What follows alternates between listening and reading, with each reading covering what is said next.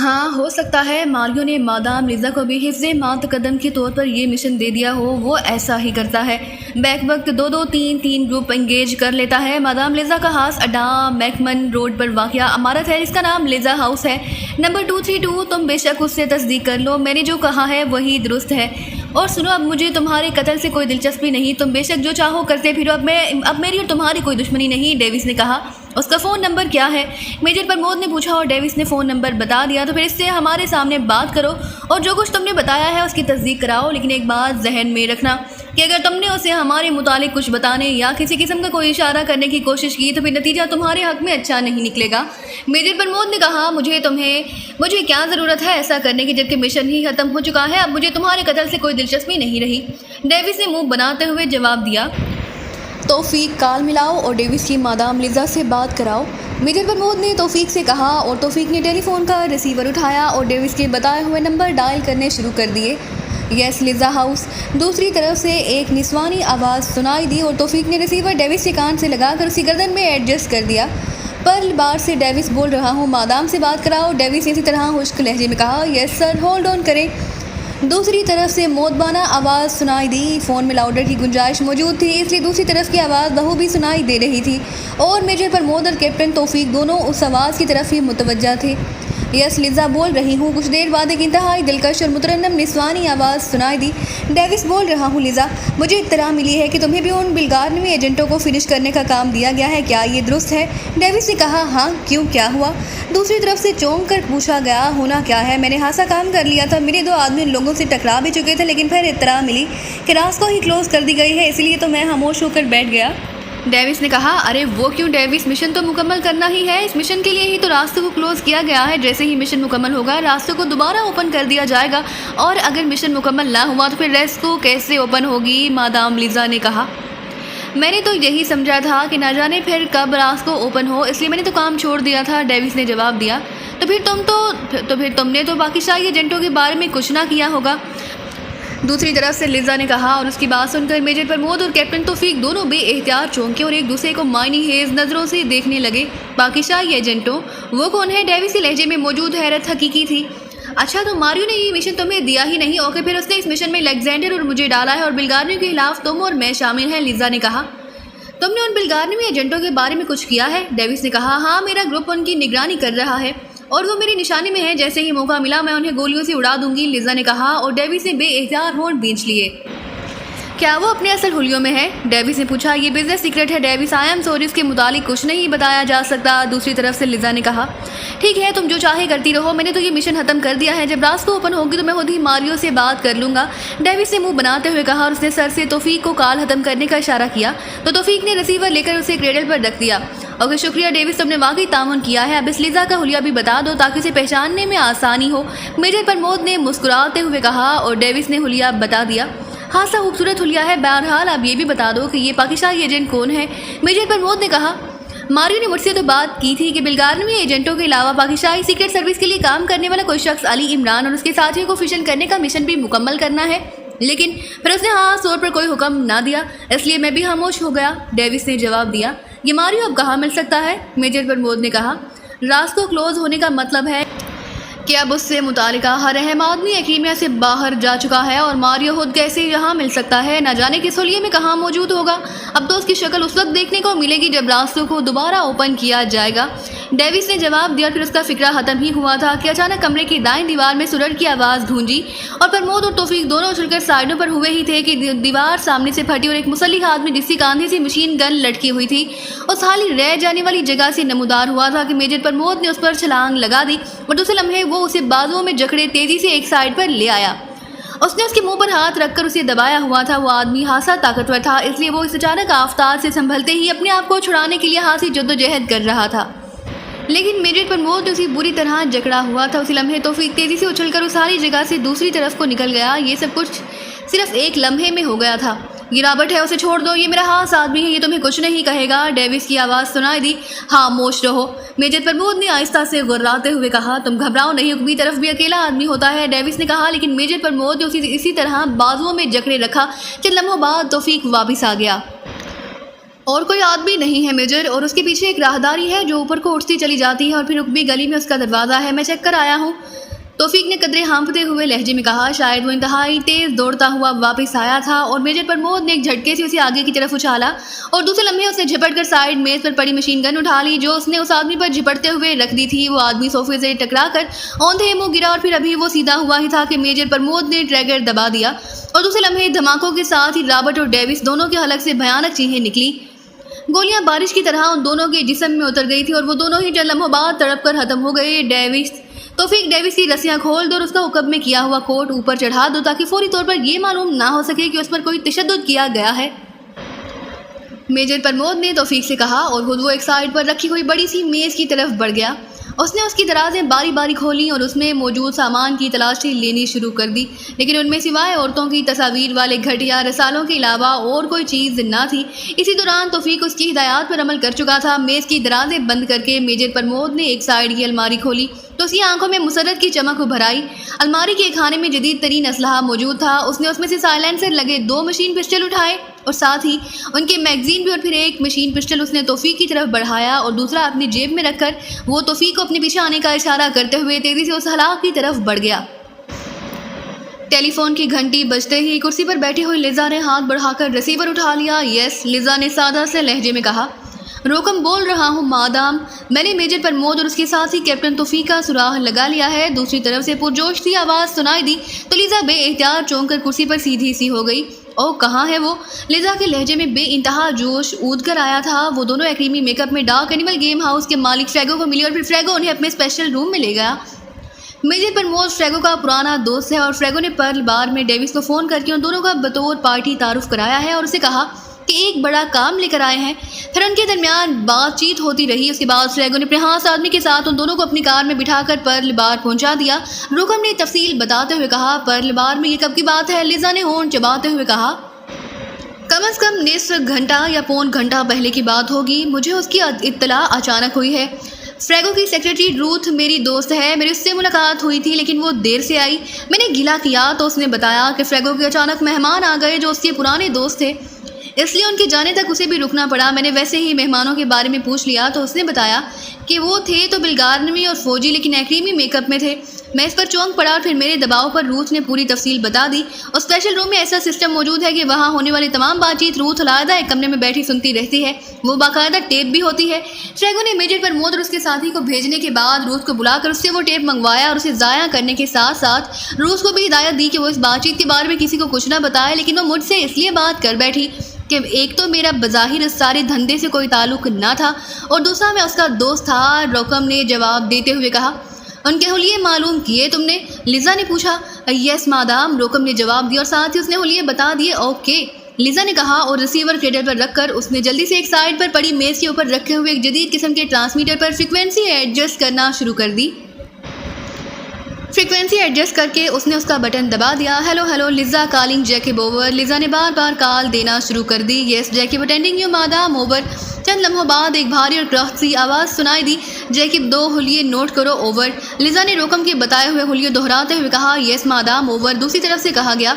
Major Pramod اور اس کے ساتھی کیپٹن توفیق ان حلیوں میں ہیں اور نصف گھنٹہ یا پون گھنٹہ پہلے پرل بار میں ڈیوس کے پاس گئے تھے۔ تم فوراً چیک کرو کہ وہاں کیا کھیل کھیلا جا رہا ہے، کیونکہ 10 منٹ پہلے مجھے اچانک ڈیوس کا فون آیا تھا۔ اس نے میجر پرمود وغیرہ کے بارے میں ہی بات کی تھی، حالانکہ اس سے پہلے اس نے کبھی اس طرح براہ راست کال نہ کی تھی۔ اس لیے مجھے یقین ہے کہ میجر پرمود نے اس پر قابو پا کر اس سے مجھے کال کرائی ہوگی اور یقیناً انہیں علم ہوگا کہ میں بھی ان کے پیچھے لگی ہوئی ہوں۔ تم چیک کرو اور اگر یہ دونوں کہیں بھی نظر آئے تو انہیں گولیوں سے اڑا دو اوور۔ مادام لیزا نے تیز لہجے میں کہا۔ یس مادام اوور۔ دوسری طرف سے جیکب نے جواب دیتے ہوئے کہا۔ مجھے فوری رپورٹ بھی چاہیے اوور، مادام نے کہا۔ یس مادام اوور، جیکب نے جواب دیتے ہوئے کہا اور مادام نے اوور اینڈ آل کہہ کر ٹرانسمیٹر آف کر دیا اور ہاتھ بڑھا کر سامنے رکھے ہوئے انٹرکام کا ریسیور اٹھایا اور ایک بٹن پریس کر دیا۔ یس یس مادام۔ دوسری طرف سے ایک مودبانہ آواز سنائی دی۔ روجر 2 حلیے نوٹ کرو۔ لیزا نے تیز لہجے میں کہا۔ یس مادام۔ روجر نے اسی طرح مودبانہ لہجے میں جواب دیا اور پھر مادام نے روکم کے بتائے ہوئے حلیے دہرا دیے۔ नोट कर लिए तुमने? मादाम ने कहा, यस मादाम। रोजर ने जवाब देते हुए कहा, सुनो, ये दोनों एग्रीमेंट मेकअप में दरअसल मेजर प्रमोद और उसका साथी है, और हो सकता है कि वो यहाँ हमला आवर हों ताकि मुझ पर काबू पा सकें। तुमने पूरी तरह होशियार रहना है, लेकिन अगर ये लोग यहाँ आए तो तुमने उन्हें गोली नहीं मारनी बल्कि उन्हें बेहोश करके जिंदा गिरफ्तार करना है, मादाम लिजा ने तेज लहजे में कहा।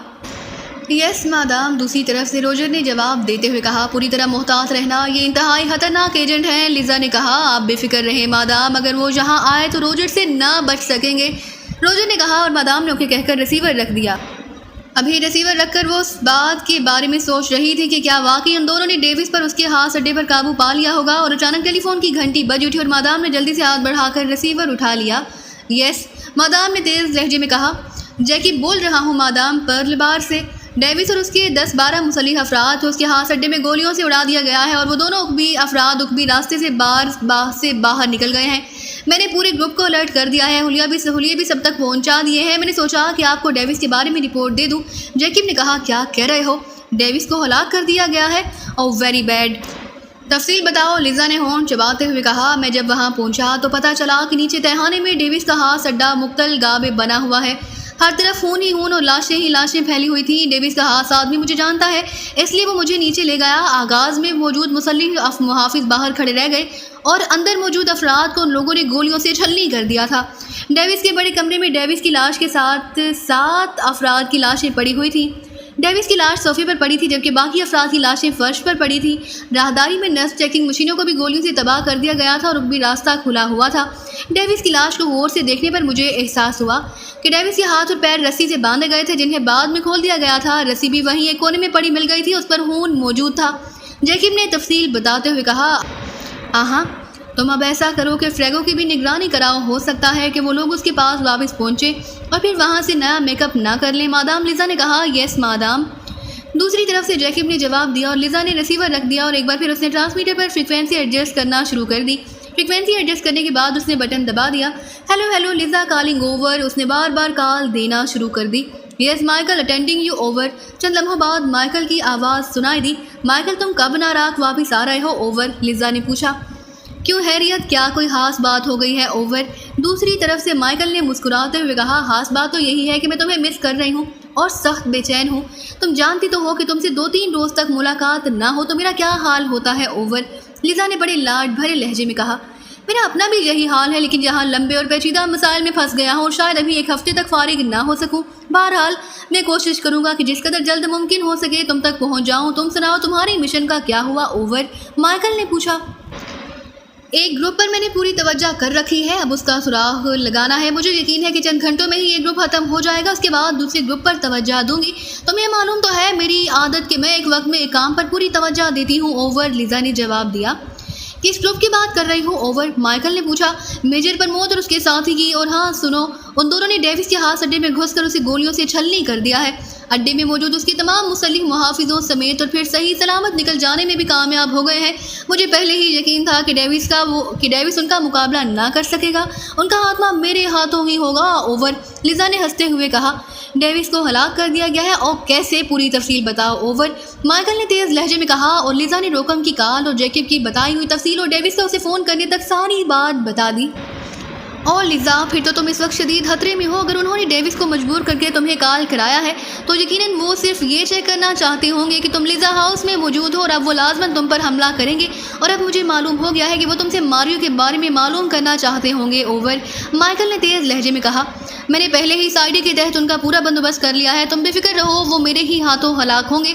मैंने तुम्हें कॉल ही इसलिए किया था कि अगर तुम आ सको तो मैं उन्हें तुम्हारी मौजूदगी में हलाक करूँ, लेकिन तुमने तो कहा है कि 1 हफ्ते तक मसरूफ़ रहोगे और मैं 1 हफ्ते तक उन्हें ज़िंदा नहीं रख सकती, इसलिए मजबूरी है। जहाँ तक मारियो के मुतालिक मुझसे पूछ-गुछ का ताल्लुक है तो मारियो के मुतालिक तो मुझे जो कुछ मालूम है इतना ही डेविस को भी मालूम होगा, और डेविस को उन्होंने बांध कर उस पर यकीनन तशद्दुद किया होगा और उससे उन्होंने यही कुछ पूछा होगा। और वैसे भी अब रास्तों को मारियो ने क्लोज़ कर दिया है, अब तो मुझे भी मालूम नहीं कि मारियो कहाँ होगा और किस होलिये में होगा। लिजा ने जवाब दिया। ओके। और हाँ, तुम दूसरे ग्रुप की बात कर रही थी, वो तो उस ग्रुप से भी ज़्यादा खतरनाक है, तुम्हें उनकी तरफ भी तवज्जो देनी चाहिए थी। ओवर। माइकल ने कहा। فی الحال تو الیگزینڈر ان کے خلاف کام کر رہا ہے اور الیگزینڈر خاصا ہوشیار اور فعال آدمی ہے، اس لیے مجھے یقین ہے کہ وہ انہیں کور کر لے گا، اور اگر نہ بھی کر سکا پھر تو آج میجر پرمود وغیرہ سے فارغ ہونے کے بعد میں پھر پوری طرح ان کی طرف توجہ دینی شروع کر دوں گی، اوور۔ لیزا نے جواب دیتے ہوئے کہا۔ ٹھیک ہے، بہرحال ہر لحاظ سے محتاط رہنا، اوور، مائیکل نے جواب دیتے ہوئے کہا۔ تم فکر نہ کرو اور جلد سے جلد واپس آنے کی کوشش کرو، اوور اینڈ آل، لیزا نے ہنستے ہوئے کہا اور ٹرانسمیٹر آف کر دیا۔ پھر تقریباً 20 منٹ بعد اچانک دروازہ ایک دھماکے سے کھلا اور لیزا بے اختیار چونک پڑی۔ مادام میں نے ان دونوں کو پکڑ لیا ہے، دروازے میں کھڑے نوجوان نے انتہائی مسرت بھرے لہجے میں کہا۔ کن کی بات کر رہے ہو؟ لیزا نے بے اختیار کرسی سے اٹھ کر کھڑے ہوتے ہوئے کہا۔ ان 2 ایکریمینز کو جن کے حلیہ آپ نے بتائے تھے آنے والے نے کہا تو لیزا بے اختیار اچھل پڑی۔ کیا کہہ رہے ہو؟ کہاں ہیں وہ؟ لیزا کا لہجہ ایسا تھا جیسے اسے آنے والے کی بات پر پوری طرح یقین نہ آ رہا ہو۔ ڈارک روم میں مادام، آنے والی نے جواب دیا۔ ویری گڈ روجر، تم نے تو واقعی کارنامہ سر انجام دے دیا ہے، کیسے پکڑے گئے وہ؟ مادام نے یکلہت انتہائی مسرت بھرے لہجے میں کہا۔ اس کے بولنے کا انداز ایسا تھا جیسے مسرت کی لہریں یکلہت اس کے انگ میں دوڑ گئی ہوں۔ میں نے آپ کی کار ملنے کے بعد اسپیشل چیکنگ مشین آن کر دی تھی اور پھر 2 افراد کو میں نے عقبی طرف آتے چیک کر لیا، ان کے حلیے وہی تھے جو آپ نے بتائے تھے۔ پھر انہوں نے انتہائی ہوشیاری سے کام لیا، وہ گٹر کے راستے اندر آئے، روجر نے تفصیل بتاتے ہوئے کہا، اور لیزا بے اختیار چونک پڑی۔ گٹر کے راستے؟ او ویری بیڈ، اس کا تو ہمیں کبھی خیال تک نہ آیا تھا، لیزا نے انتہائی پریشان لہجے میں کہا۔